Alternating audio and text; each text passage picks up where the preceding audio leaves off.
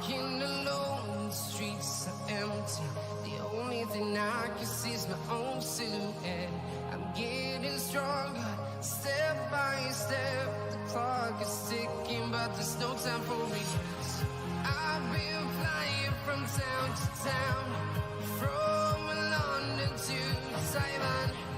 I've been all around the globe, trying to protect your soul. We are heroes tonight. We will fly above the sky. We are heroes tonight.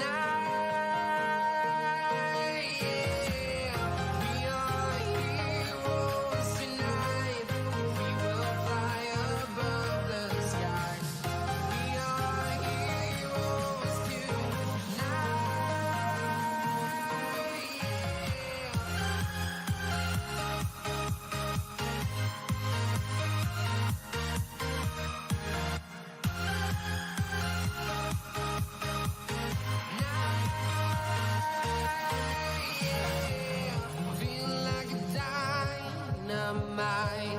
Ready to explore right up in the sky.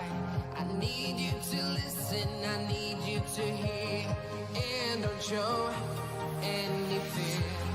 I've been flying from town to town, from London to Taiwan.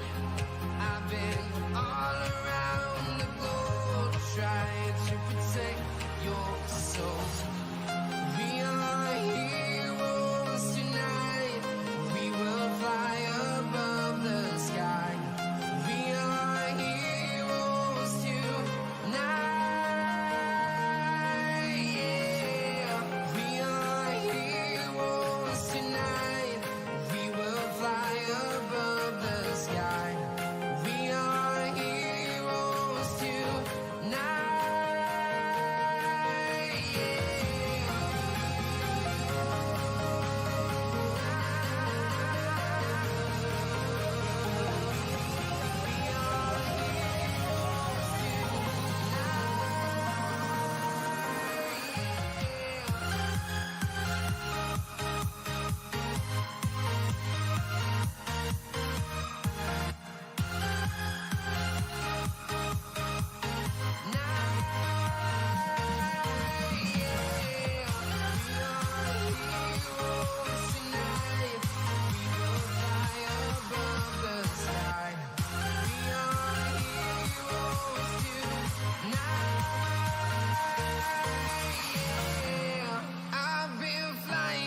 Town to town, from London to Taiwan. I've been all around the globe, trying to protect your soul.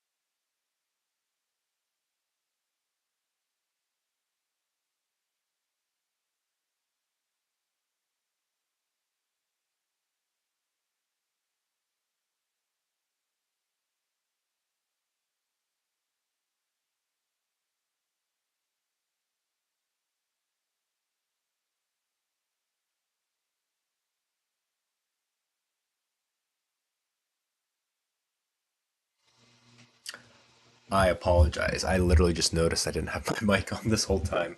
It was on mute. So I apologize for that. But to kind of recap what I just went over, we are back.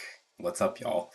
I apologize. That's like literally like a minute or two of me talking with no audio whatsoever. So don't worry. We are back. We are currently having audio right now. So I was talking about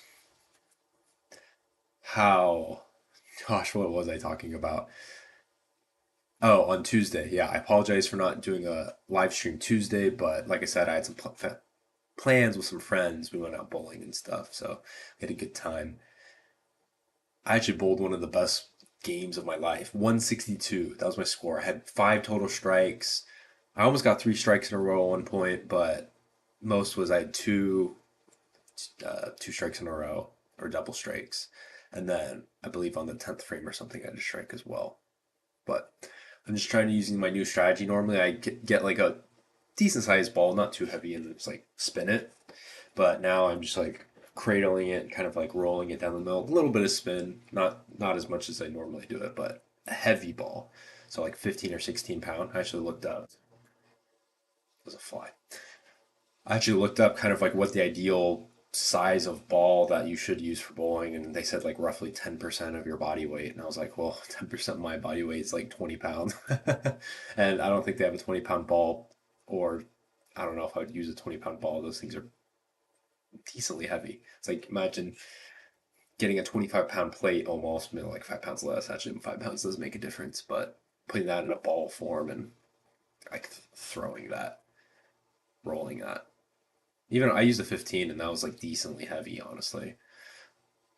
Just because you want to direct it, you're not just like tossing it like any direction. You're kind of trying to direct it a little bit. But like I said, one of the best games, if not the best game of my life. So it was fun.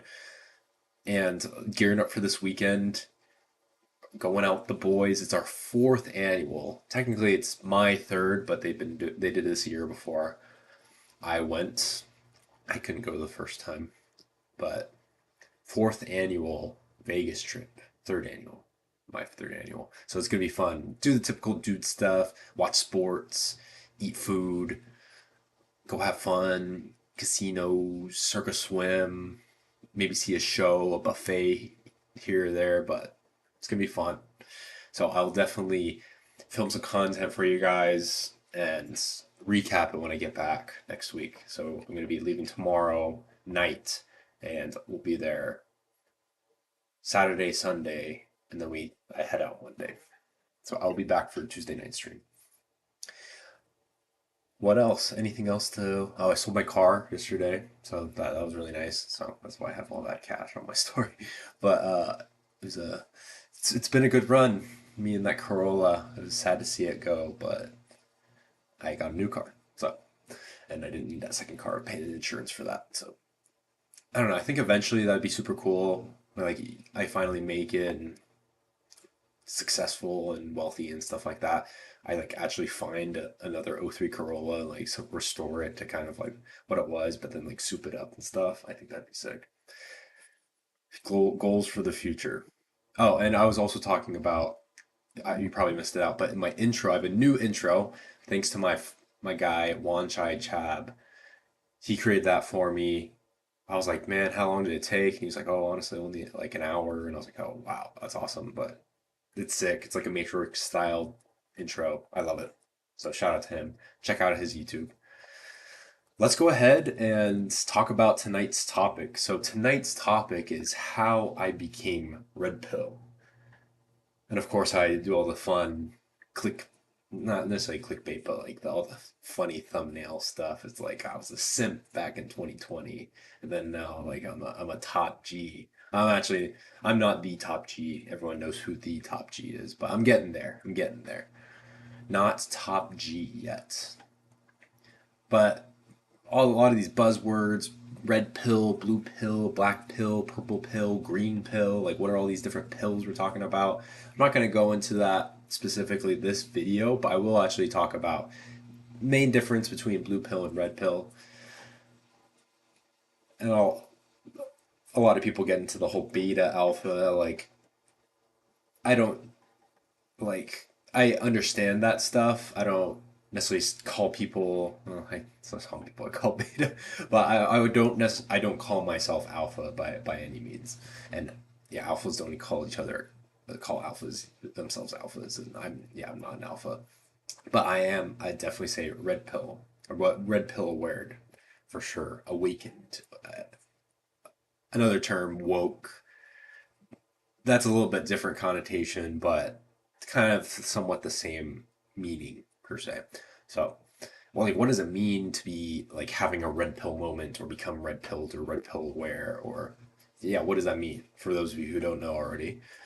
So, I'll explain that. What it means is basically I talk about it, I think, on one of my men's value lives, or sorry, not men's value lives, men's value tips, which I've been slacking lately. Not gonna lie, I need to pump more of that content out. But I've been focusing mainly on the streams, making sure those are consistent, good content, and just been kind of busy with life lately.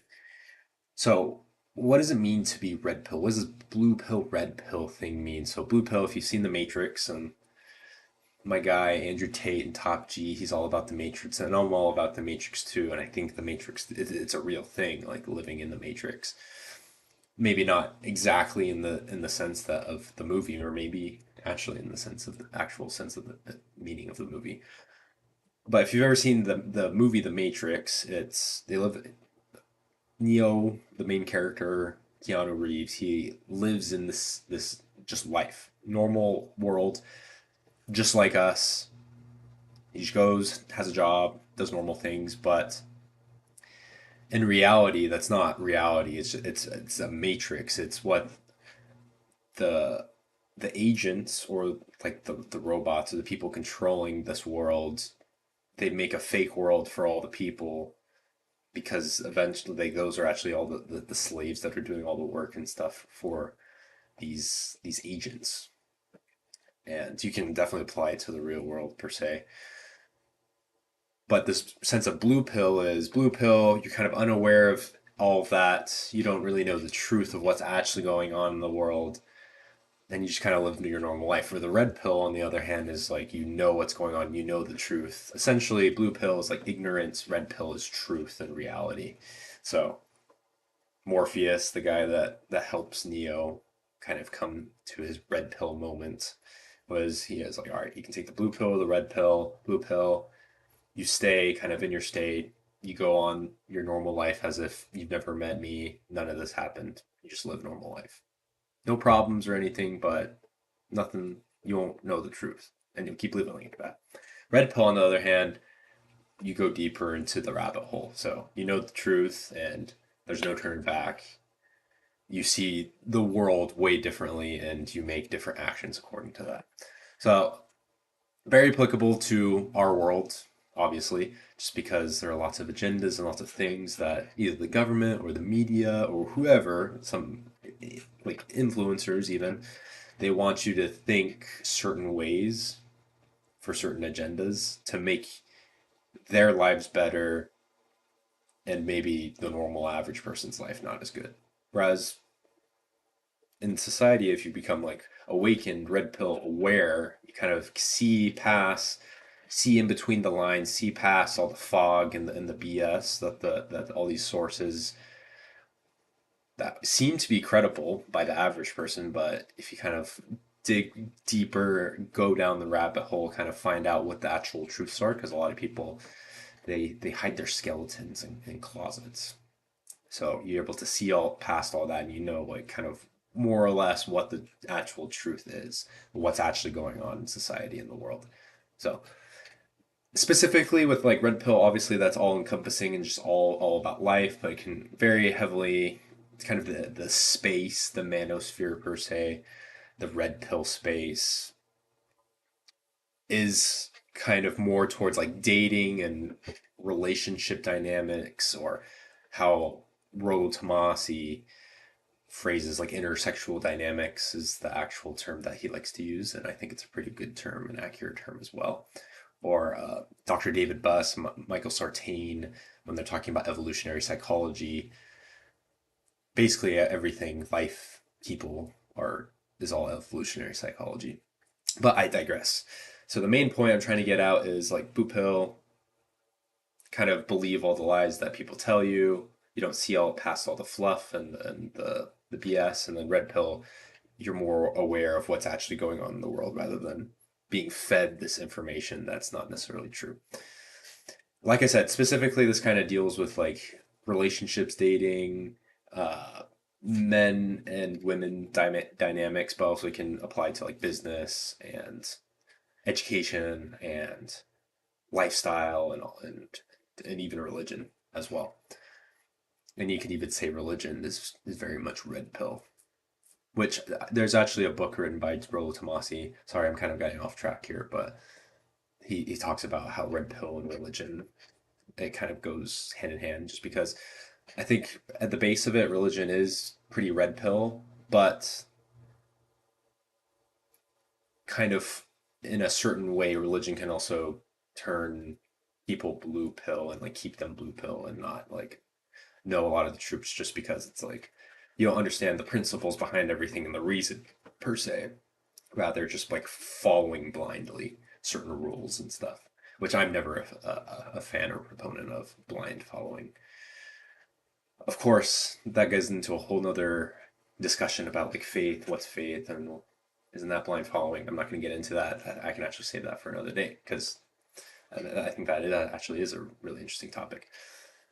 But my story, all right, what was my red pill moment, as they say? Is like, when was the exact moment where I was like, I flipped the switch, I understand kind of how the world works, and especially my relationships, like relationships with the opposite sex, and like how to get girls and how to maintain relationships and stuff like that.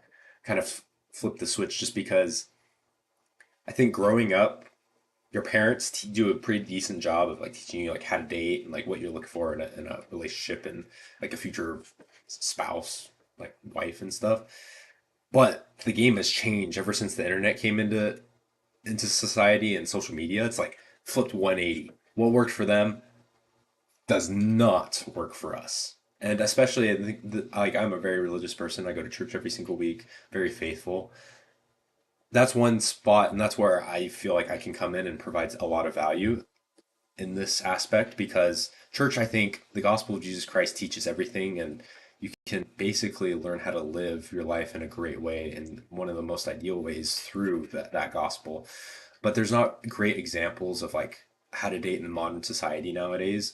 Like we have our prophets and apostles and stuff, and they have such wisdom, and no doubt in my mind they can direct today's modern dating atmosphere and situations, but they can't really be a they're not necessarily a great example, just because what they did for their wives and their relationships is way different than what's happening nowadays.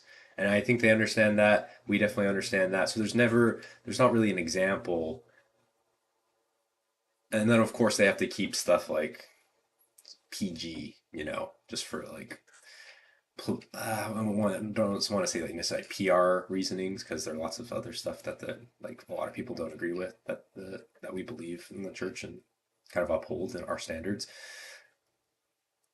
But again, I kind of digress. That's where I kind of feel like I can provide a lot of value, just because I am very faithful and very religious, and within especially the LDS church, there's that gap of like, all right, what is the right way to date? How do I navigate today's dating environment? Just because it's difficult and it's very different than what our parents and grandparents dealt with. So there needs to be adequate information, like, all right, this is what you need to do to be successful. This is what you should look for. This is not what should look for or stay away from. Red flags. Obviously, it comes down to what you prefer and what you actually want, which actually a lot of people, might say majority of people, don't even know even what they want. So what was my red pill moment, to get back to what I was talking about specifically? What was that moment? 2020. This is the exact moment. I'll kind of lay out how I actually got there, everything that led up to that moment. But the moment was, I used to date this one girl. She didn't really see it continuing relationship wise. We were dating for like 6 months. We're seeing each other for 6 months. And that happened. I was like, okay. this girl was really attractive, and I was like, I kind of caught feelings with her for a little bit, and really liked her. She was fun to hang out with. So it was like this next point, a period of like 6 months. I didn't really see any other girls or anything. I was just kind of like going through life and like not necessarily depressed per se, but I was just like, like almost like a midlife crisis in my 20s, and this was a couple years after I returned back from my mission. And then also that's like, all right, what do I want to do with my life? Like, I thought I'd probably be married by now because they always told me like after my mission I'm gonna date and then I'm gonna get married before I graduate. And newsflash, I'm still not married right now, but I'm dating for sure, and it's not necessarily I need to get married now priority for me. But I was contemplating because I was kind of re-talking to this girl like 6 months later that I broke up with. I was like, oh, like, should I attempt to like get back together with her? She didn't explicitly say she wanted to get back together, but we were hanging out and stuff. We were seeing each other more. I kind of wanted to get back together just because she was, like I said, she was very attractive. Uh, she was fun to hang out with, and I think she was genuinely like a good person. Uh, Several years down the road, stuff happened with her, and yeah, she's not the best person per se, but I will leave her anonymous.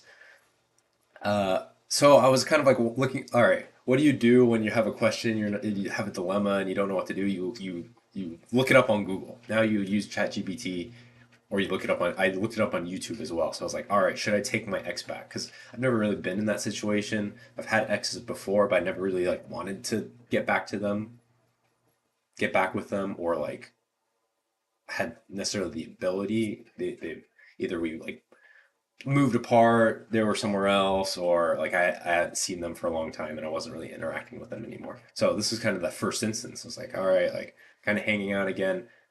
Should I like get back together with her or like convince her? So at that moment, I ran into Rich Cooper. I quote and I talk about Rich Cooper all the time. Big fan of his. The Unplugged Alpha. That's his new channel name. His original channel name is Entrepreneurs in Cars. And he had these videos where it was like, actually, let me see if I can't remember the exact title of some of his videos, but they're like super classic, like kind of clickbait, baity entrepreneurs in cars. That's like, it would have some sort of hot girl thumbnail, and it would say like the top 10 things to avoid in women or something, or like what women want and stuff like that. Very popular videos. Well, they're just Yep. All right. So his popular videos. Here, I'll actually share my screen, just because these were the first. This is what red pilled me. These ones, his popular videos. So it's like 5 secrets women don't want men to know. It's like super. It's like genius because that makes you click on it. How to test for a high quality woman. 4 blunt truths women don't want men to know. 3 women men should avoid dating or marry. And a bunch of the other ones. Obviously, you can kind of tell why they're like clickbaity and why a lot of guys would probably click on it. So I started watching these videos, and I think initially saw one. I was like, oh, what the heck? I clicked on it, and I was like, okay. Actually, I think the very first video I actually saw was like there's a conference they do in Miami run by Donovan Sharp, which is like Men of Excellence convention or something like that. And they have all these guys who are successful guys, whether like in all aspects of their life, and they go up and they kind of do presentations, kind of like TED Talks. And this guy, Rich Cooper, he did one. It's like the 50 things your dad should have taught you, or something like that, or your grandpa should have taught you. That and I watched that and I was like, okay, this guy has like it was very logical, made very much sense, and it's like, okay. And then I started watching his other videos. I'm like, I like it was just literally like someone just slapped me across the face. It's like, duh, like all of this stuff is that it's the truth. And because guys aren't really great at either picking up on signals or hints or kind of recognizing stuff. We were very logical people, so kind of just having it said bluntly in front of our faces. For example, it's like, don't believe what she says, or in general, what anyone says, believe how she acts type of a thing. It's like, it's 100% true. It is true just because it isn't just like like just women, but generally women will say they want this or that, but obviously their moods change. So they could be saying one thing, but what they actually want, what they're actually looking for is a totally different thing. Classic term, all the girls that, if there are any women that watch this, are gonna get mad at me. I'll probably clip this, but girls always say they want the nice guy. Like, where are all the nice guys? Where are all the good guys at? Well, they're invisible to you just because you're attracted to the Chads, you're attracted to the bad boys. You only want the nice guys or the characteristics of the nice guy after you're already attracted to the guy, which attraction is usually breeded and stemmed from the bad boy characteristics. So that's why you're never with nice guys, because you ignore all the nice guys. You don't want the nice guys in reality. So that was my moment. And from that moment, I was like, yeah, I do not want to get back with her just because one of the other blunt troops, too, it's just like she has to have genuine burning desire for you. It's like Rich's term. But you want to choose someone that chooses you. Like, why would you ever want to be with someone that doesn't really want to be with you? And the cycle of dating for guys is it goes like this. You find one girl very attractive and you're very enamored and interested in her and you kind of chase her, and then once you're kind of with her it's great, but then she doesn't really see things going long term. Maybe it's just a fling or something, and then she's like, actually I don't want a long-term relationship, and then she goes hangs out with another guy or whatever, and you're heartbroken. You go through this cycle of like a couple weeks to a couple months of just like sulking. You're like, oh, I really wanted her, and you're like heartbroken, and then you find another girl and you complete the cycle all over again. Whereas the women, what they do is they have lots of options, definitely a lot more than guys, and they just date multiple people at the same time, and then they kind of let the cream rise to the top, right?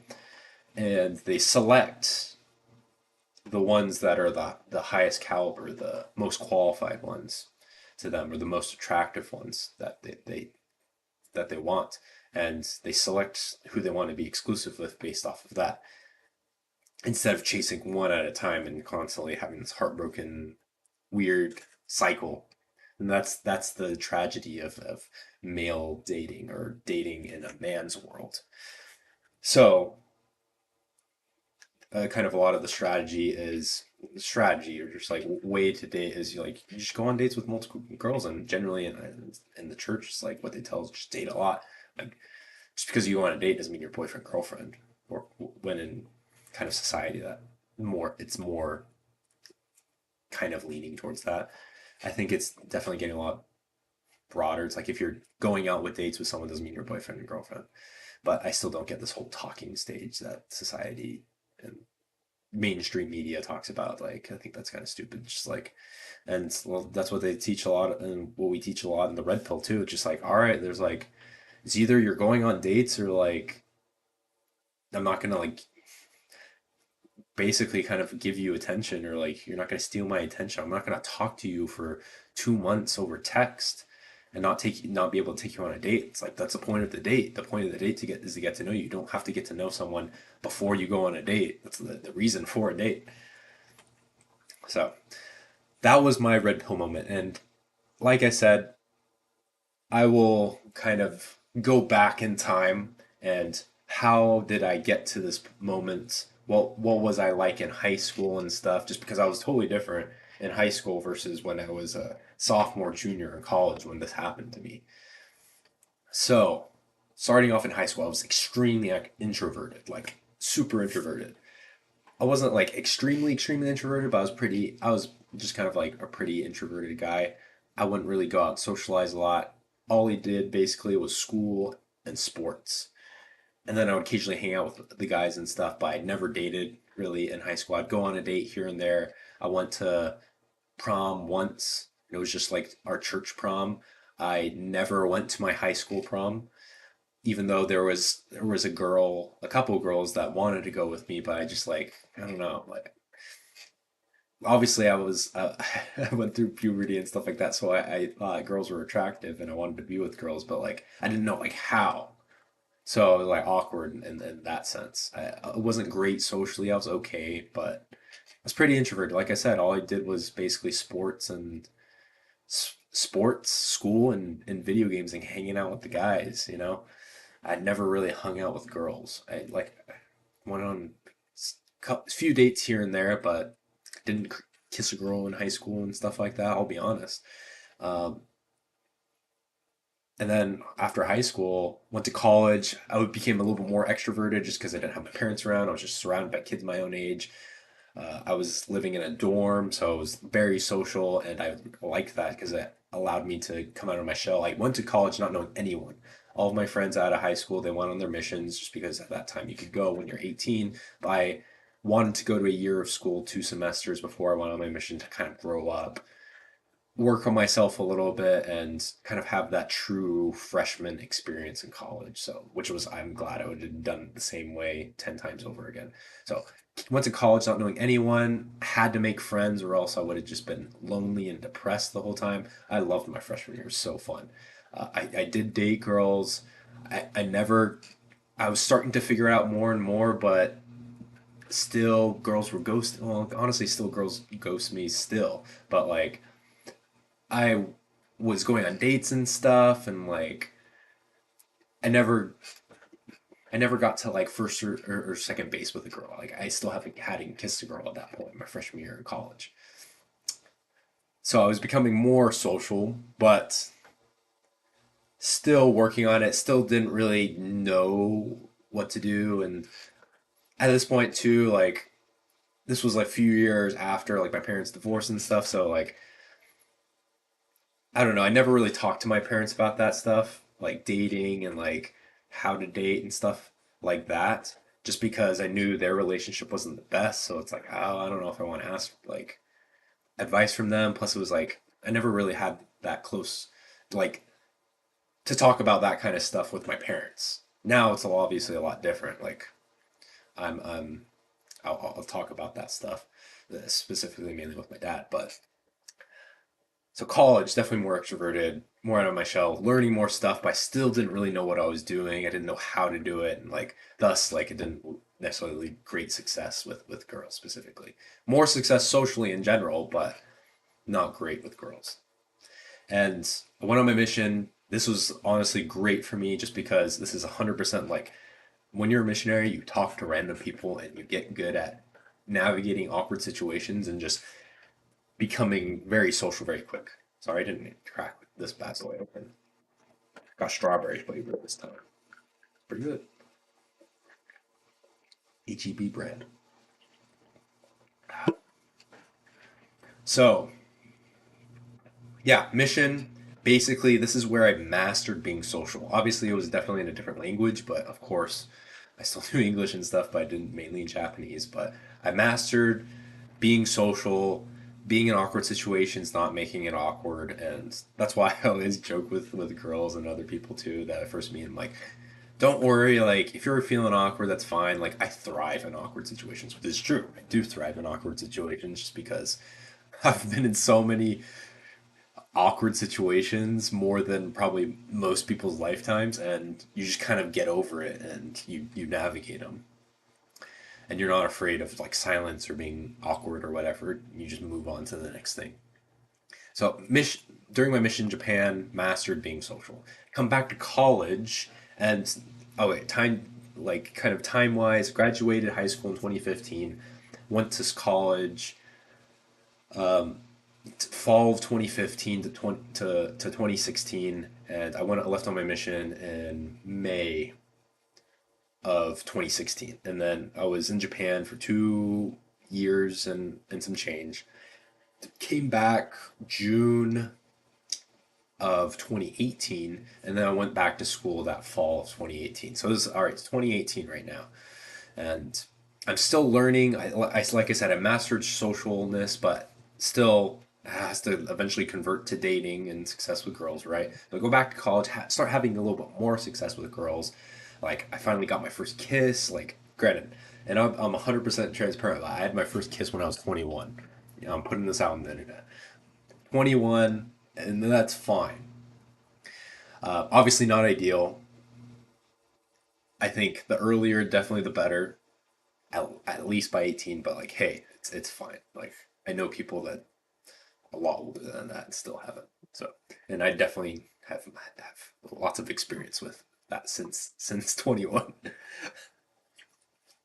So, so yeah, 21, and this was like a couple months after I like basically started school. So it was like in October or September, October. Like it happened. I was like, okay, had no idea what I was doing. I had to like look up. Like, I'll be honest. Like when guys don't know what to do, they just look stuff up on YouTube and Google. Like it's just what we do. We're problem solvers. So that happened fall of uh, 2018, and then I was in this Japanese class, and actually eventually started dating my TA, but obviously this was after I had the class. It was like winter of 2019. Started going out with her. This was like kind of like my first like official girlfriend and stuff. Eventually she was going to graduate school and move back to Japan, and then I was leaving for summer sales, so it kind of like fizzled out, but it was a great experience. Um, but even then, it was just like I was still kind of like I could tell I was looking back, I was like simping for them, and it was I was doing more for the relationship than that they were. Which obviously there's going to be times where it might be like that, but that was kind of like the whole relationship. Just because, like I said, I've never really been in that situation, so I was like I didn't want to lose it. So I was kind of overcompensating and being simpy. That's why I was labeled myself as the simp. So and that was like early 2019, and then I did summer sales, got more social experience in a business setting, and then 2020 I started dating like the girls I initially were dating were like pretty attractive, but then like as I came back from summer sales, became a typical summer sales bro, just like boom, I have money now. I'm just the guy, Provo bro. I actually aspired to be one my freshman year, but besides the point. But I started dating like exponentially like more attractive women, and it was great. But as I was doing that, I still had the same pattern of like I didn't really want I liked them, and especially because they were like super attractive. I was like, hey, I can't. I gotta kind of like lock this thing down. Not saying like I'm not attractive or anything like that, but like I said, I've never been in those situations dating kind of like those caliber girls, so I didn't want to lose it. So I was being simpy again. I was doing more for the relationship than they were, and some of them was just kind of like flings and stuff. So I was like, I wanted to be in a relationship, but they weren't ready yet. And eventually, there was this one girl we dated for like 6 months, and after I came back from my second summer of doing sales. We kind of talked about it, and we kind of split our separate ways. And then this was where I was kind of starting being less simpy, but still, I was like, like I did kind of want to date other people, but also she was like really hot, and I was like, so I was like, I wanted to keep dating, but she didn't really want to. So I was like, okay, I wasn't like super heartbroken, at least not initially. So I went. It was like 6 months or so after we like broke up. I broke up with this girl, and this was 2020 during COVID and stuff. So it was weird, and kind of 4 to 6 months go by, and I actually started like hanging out with her again. I went over one night, and I started catching feelings again for her, and I really contemplated. I was like, I knew like I didn't. She never explicitly said that she wanted to get together, but um, I kind of wanted to get together, so I was probably going to be the one to vocalize that, and I was definitely very much considering it. But then again, I didn't really know what to do in that situation, so I looked it up on YouTube and Google, and that leads me to my red pill moment that I talked about initially. Like I saw Rich's videos, and I kind of became aware of like the realities of dating, like choose women that or choose someone that chooses you type of a thing. Don't simp over them.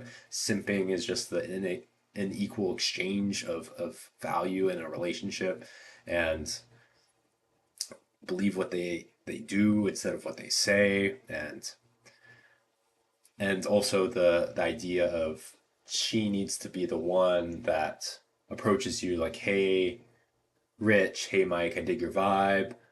I kind of don't want you seeing other people, want to be exclusive with you. Like it should come from her side. Because in previous relationships, it's always been from my side because we t- I've been kind of like looking at content and people that have been talking about like attachment theories, and it's definitely people kind of have three different types of attachment theories like with people in relationships. One is the overly attached, which I think I'm overly attached. I get really attached to people very quickly, and I actually have a theory behind guys typically having a overly attached. Not all guys, obviously. There are lots of guys who are the abandonment style, so it's like they never want to get close to people. So whenever they start getting close to people, they distance themselves. And then there's kind of the normal people in between. So those are the three different types of attachment styles. But guys, when they mainly hang out with other guys and they don't have an emotional connection with other guys, we just do fun stuff. It's just pure like testosterone and dopamine. Whenever guys hang out, it's like sports, fighting, like money, business, just like very high testosterone, high dopamine like activities. I don't know how to explain it other than that. Whereas if you hang out with chicks and with women, you have more of an emotional attached. There's that sexual tension, emotional tension between the two of you, especially when you talk about like previous dating experiences and start talking about dating and like emotional experiences. Because guys don't experience that with other guys, because majority of the time guys hang out with other guys, and then the times when they hang out with women, they get more of that emotional experience. And guys don't, because guys don't have many of those emotional experiences initially, they become very attached to that because it makes you feel some type of way and it makes you feel really close to that person. And you start catching feels for that girl. So that's my theory. And that also supports the theory that like generally guys can't be just friends with girls, but that's another topic we can discuss later, but I believe that. And everything is not definite yes or no. Obviously there are exceptions to the rules, but it's all normal distribution, like my guy Michael Sartain says, but high percentage, generally speaking, guys are attracted to the girl they're hanging out with. Very few of them are strictly platonic, whereas majority of women think it's platonic between the two of them, but actually the guy wants to get with the girl. Most cases. So that's kind of my story and kind of where I'm at right now. Red pill space is very much a, I think majority, at least the actual like quote unquote like manosphere red pill space is majority like dating those intersexual dynamics that like Rollo Tomasi. So like I said, I started watching Rich Cooper's stuff. Then I got into Kevin Samuels, RP, to The Godfather. People will say Rollo's the Godfather. I'd say Kevin Samuels is the Godfather, but Rollo is the OG. He is the OG when it comes to red pill. So Rollo Tomasi and his book, The Rational Male, which books I recommend, and I also bought their books and read their books as well. Rich Cooper's The Unplugged Alpha, that's a great one. Honestly, that's probably the simplest one out of all of them. It's pretty relatively short. I think it's like 100 pages or so. Very self-explanatory, very easy to understand. He just released a new one, which is updated. I actually kind of want to get that one now just because there's more content in it. And then Rollo Tomasi's book, The Rational Male. Like I said, he has multiple books. First one is just called The Rational Male. And then he has like three or four other ones. One of the ones I want to read is the religion one, like I said. But that's kind of where it brought me today. And since 2020, gotten on the space, and you obviously you try to not be the guy who just like watches the content, doesn't do anything for his life. Like since then, like in the past like 3 to 4 years, my life has gotten so much better than in the past like 20 previous years of living. Like what 2020 I was 22, 23. So like literally since like 22, 23 to now, like I've probably exponentially I know of exponentially just like grew and in all aspects of my life. And that's kind of what the the space teaches and what I teach, right? I help you guys get stronger, smarter, healthier, wealthier. So it's like all encompassing. You want to be the best version of yourself just because obviously you don't specifically and solely do it for women and to get the girls. But if you just make yourself the best man possible, like you're just naturally like girls and attention from women is just the like byproduct of being a strong, masculine, successful dude. Just because it's like you eventually become the guy that other guys want to be and then the guy women want to be with. So that's my journey. It's been a long ride. It's crazy. I mean, it's been a long ride, but also a short ride. Like 3 years compared to like the previous 22 years. Like I think kind of this style of content, just like knowing that the truth, like if I would have known this at like 18 or even like right after my mission at like 21, then like I think my life would have been so much different. I would have just caught on to things so much faster and I would have gotten to like what I want to do so much faster and seen so much more results. But granted, even at like 22, 23, that's like earlier than most guys. Most guys, they didn't stumble upon this stuff till they were like 30 or 40, which is crazy. Like you miss out on all those years of self improvement. And the reason why a lot of guys kind of get into the space of self improvement and stuff, because like you don't really stumble upon this stuff until you're in a situation where you've just like had like like a brutal relationship like ending, maybe you got divorced or whatever, or you just like lost your job. You're usually like in a not so great place because how many guys that are typically like doing pretty well in life are going to search up like how do I get my girlfriend back, or how do I like do this, or how do I improve, or like how do I get jacked in the gym and stuff like that. If your life's pretty good and pretty content, most people they'll just kind of go through the motions. They don't really look to improve their life even more. Obviously, there are some people that do that and they find this really quickly and early on, but typically it takes a moment. Like myself, it's like I was kind of not in the great place. I was in like somewhat midlife crisis in my 20s where I was like I said, I came back from a mission a couple years after my mission. They keep on telling you it's like, all right, focus on marriage. I was really focusing on dating, but like not seeing success. And I felt like I was supposed to be married at that point, especially in my church. It's like very common to get married pretty early, and it's like especially like just getting married before you end college. I was like last couple years of college, nothing super serious relationship wise. I mean, I got out of a 6 months relationship, and yeah, I was just like looking for answers. And like I said, I do believe the gospel of Jesus Christ kind of envelops everything, and it's definitely helped me in those instances of my life, leading me into the right direction. But there's a lot of specific stuff. It's just like I need some other information that's also going to supplement me doing specific actions. Like I can like read the Bible and the Book of Mormon, but it's not going to teach me how to get better with girls. Like obviously it'll teach you principles like being honest and being reliable and responsible and stuff like that, which ultimately wholly defines you. But you also need the little tips and tricks as well. It's like you need to plan the day. You need to kind of be decisive in decisions. You need to pay for the day, and it's just it's like small things that are typically nuances. But like I said, guys are kind of dumb when it comes to just picking up nuanced stuff just because we're very blunt and logical.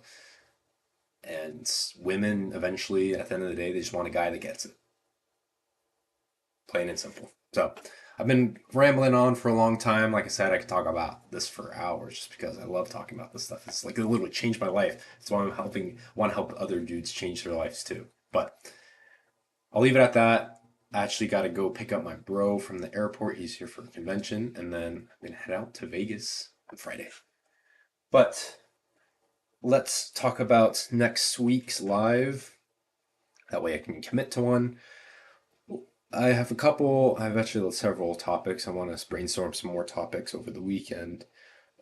Let's go ahead and talk about, just because we're on the topic of like dating relationships, because that's very much how I kind of became red pill. That was my red pill moment. Most guys, it's kind of the same thing. But what does it mean? Because I brought up the example, girls, they always just say, like, we just want a nice guy. after they've been with all the bad boys because they were attracted to the bad boys, and they still actually are. They just try to convince themselves they want the nice guys, but it's not actually what they want. But I will say they're initially attracted to the bad boy because of those masculine characteristics. That's what makes them initially attractive. But in a long-term relationship, kind of for a more stable relationship, they do eventually want the nice guy qualities. So kind of got to bring both. So I'll talk about next time. So next Tuesday night for the next live, let's talk about, so maybe I'm a nice guy right now. Maybe I'm the bad boy. Like I've been the nice guy. I've also kind of like turned the bad boy, but then haven't been able to stay in like long-term relationships and stable relationships. So it's like, what's the balance? I'll teach you how to do both. And because I think I kind of have a pretty decent sense, good sense of how to do both now. How to be the bad boy and the nice guy at the same time, or exhibit both characteristics and have both characteristics. What does that mean? Because if you have both, it's game over. You're going to win in this game we call dating. So we'll talk about that next. All right. As with everything, you know how it is. Try to help you get stronger, smarter, healthier, wealthier. So go ahead, follow for more lives, follow for more tips. Always stay pumped. Always. I'm almost 200. Goal is 210. We're going to get there eventually. I just don't want to gain too much fat. I'm definitely so out of shape. Played basketball yesterday. Was tired after the... Excuse me. I wasn't even finished with the full first game, and I was just exhausted. I hadn't done hardcore cardio and basketball in like a month. Because I've been busy, and I took like 2 or 3 weeks off because of my knee. Still kind of dealing with tendonitis. It sucks. If y'all have any solutions for tendonitis, I bought the little band and stuff, which helps. Definitely, especially when I'm working out and when I'm doing physical activity. But any suggestions, let me know. All right, you know what time it is. Cue the outro.